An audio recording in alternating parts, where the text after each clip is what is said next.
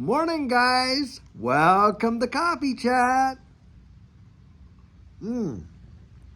Well, guys, it's another day. I got up really quite early this morning because I wanted to get a quick head start to some stuff that we're still doing over here with our solar panel array. And boy, am I ever excited to get this thing turned on. I think it's going to be absolutely phenomenal. And the technology that goes into this stuff is truly, truly amazing to be able to actually see what cells on, what solar panel is producing what power and on and on and on. It's really, really wild, but it's supposed to reduce, our consumption from the grid by at least 80 some percent. And so that's going to be really quite wild to see. And hopefully we can get to a place maybe further down the road where we don't even have to depend on anything from the grid whatsoever. Now, in a true grid down situation, this system would power the whole house. And I actually have a fallback to that as well with a whole home generator kind of system as well. If the power goes down, the generator can power the whole house and all that kind of deal.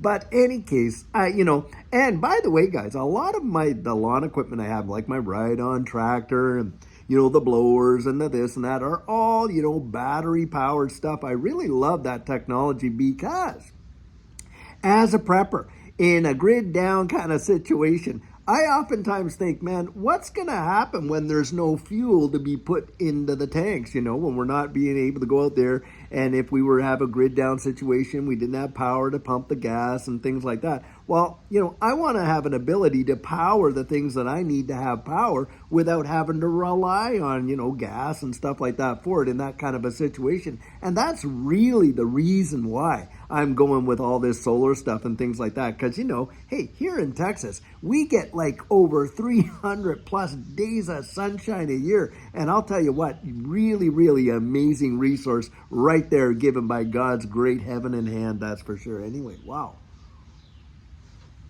Guys, I was reading an article this morning that really, really tweaked my interest big time. The title of the article is that New York, and I guess up there in New York, that is going to be the first city that goes out there and literally charges people to drive to work. Now, we're not talking about toll roads or anything like that. What we're talking about is congestion in the downtown area.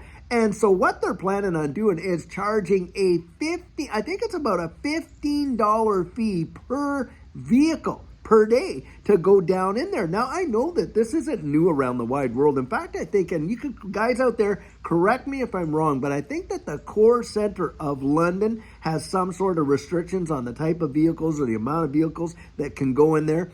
And what we're really dealing with, of course, is an infrastructure issue, isn't it? There's not enough parking, there's not enough, and the congestion, I guess, is just out the door. So they've come up with this solution of, hey, going out there, charging this fee, and they think that, hey, that'll de-incentivize folks from actually going into work and parking there. But what's really interesting about that, what do you think's going to happen, guys? I can almost guarantee that people will have a system where they will literally drive up and they will find parking just outside that perimeter. And then guess what? Those areas are going to be amazingly congested, and on it will go. And in a way, I oftentimes think about this.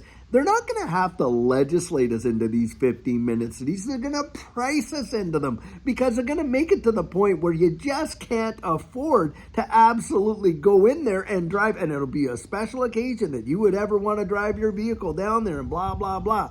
Now, they are trying to get some exemptions, for school buses and, people that have to go in for medical appointments and this and that. But I don't know how far along they are in terms of getting those approved. But you can just hear the outcry right now. People are absolutely freaking out because why? Guys, it comes right down to the cost of living, doesn't it? And at any point, listen, the big reason why the city is doing this, of course, is because they're saying, hey, it's costing us $1 billion a year to maintain this infrastructure that's already crumbling, and we don't have the money to do it.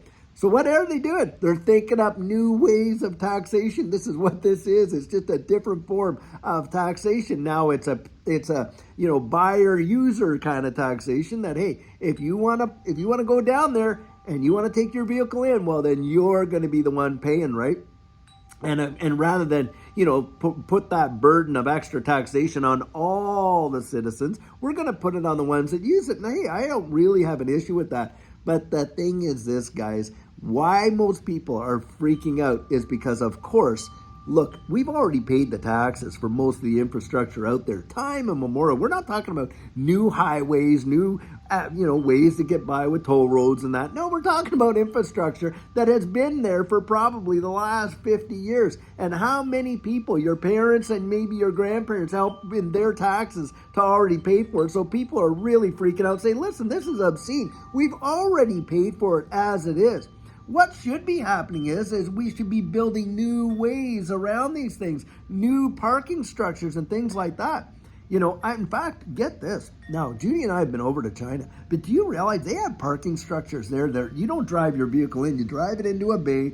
It gets lifted up and in some cases even turned on its side hydraulically, and the machines all park the cars for you. Then you come in and you call your car and off and down the tunnels it comes, and this and this and that. There are ways, guys, that could be absolutely done to really relieve the congestion than throwing up all this monitoring equipment, which is, I think, another excuse to do it.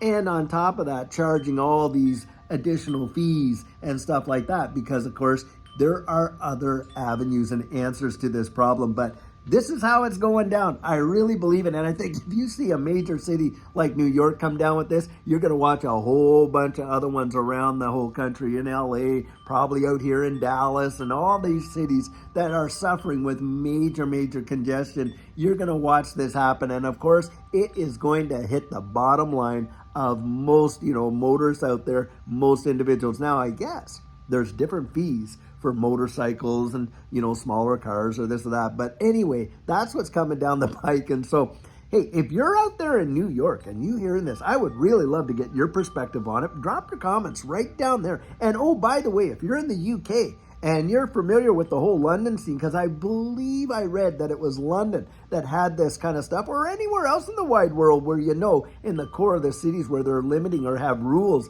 to limit the congestion and stuff like that, drop it in the comments. I really would love to hear it, and I'm sure other people would too.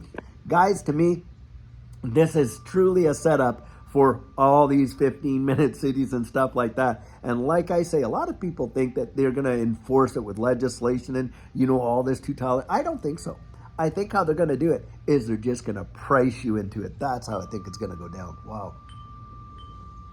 I mean, you know how they'll come out and say, well, they're only going to allow you to travel so far with your personal ESG footprint. You're only going to be able to take 1 or 2 trips around the world in a year and all this and that. Guys, again, I don't think they're ever going to legislate anything like that into play. But what's going to happen is the cost of travel is going to go so astronomical that you might only be able to afford to travel one time around by flying around the country or around the world in a year. You're not going to be able to afford to take the 2 and 3 trips and all this kind of stuff that they're talking about.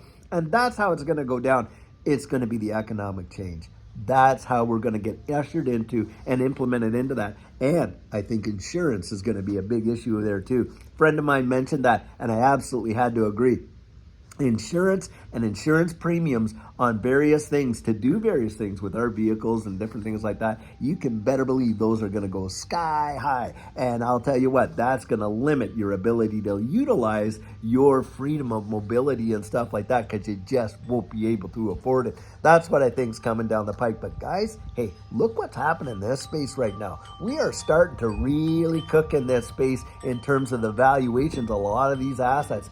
That's why, hey, I've been out here for a long time, and a lot of other people too, saying get yourself out of the dollar and at least investigate it where you can plant those dollars where the purchasing power is not going to get absolutely decimated. And you even had Larry Fink, and I love to bring this up, I have a number of times, but you even had Larry Fink, the CEO of BlackRock, trillions of dollars, trillions upon trillions, assets under management, come out and say, this digital asset space, it's going to represent a safe haven against this falling dollar. Watch and see. Larry Fink said that, guys. Go check it out for yourself. It's truly something else. But I think we're on the verge of a real major move, especially as we get into 2024. It's going to be absolutely massive. Guys, I sure hope you're having a fabulous day, of course. Being Thursday, it's kind of a little little chilly out today, but boy, the sun's nice and shiny and stuff like that. Hope wherever you are, you're really, really enjoying your day. There's so much to be thankful for, and especially in this space. And that's what you keep top of mind, because I'll tell you, all these articles, even the one I just cited there, boy, do they ever stir up a lot of emotions for a lot of folks. Don't get roped into it. Read it, understand it. Hey, maybe kind of like chuckle about it here and there, but don't let yourself get absolutely controlled and manipulated by it. Don't let your emotions go wild with what the stories you hear in this space, and especially with all the fudsters that come on and leave comments and stuff like that.